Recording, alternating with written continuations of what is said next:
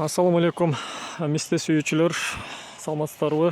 Бул Кыргызстан, Ош областы, Тойчу айылы, Кара Суу району. 2025-жылдын 7-июну кечки саат 8:30. Бул жерде былтыр кыйыштырган мистебиз бар. Кызыл болуп турган жагы подвой.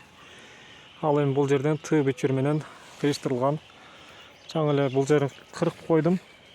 Максат шактасын деп, кыркылган жагы божомолдо ошо 1 метрдей өсүптүр жаздан бери 3-4 айда. Бул жакта дагы бүгүн эртең кыйыштыра турган мистелерим бар. Оң тарапта, сол тарапта бир канча мисте бар. Мына чоңдору адам боюндай, адам боюнан да бийик болгондору жок эмес. 2 жыл, 3 жылда өскөн абал ушундай.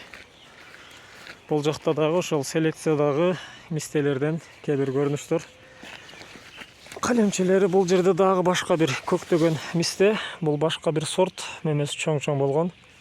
Бирок бул учу сынганбы айтор 2-3 шак пайда кылган. Алардын ичинен эң узуну бир 40-50 сантиметрдей өскөн. Бирок көктөгөн жаман эмес бул дагы. Бул жакта мисте катар.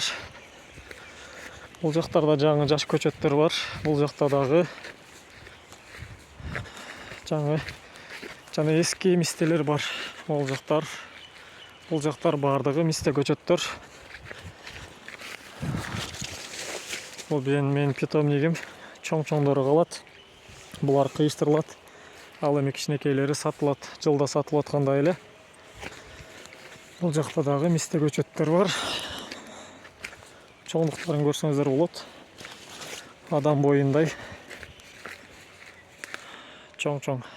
2 метрдей бар бойлору. Көрүнүш ушундай.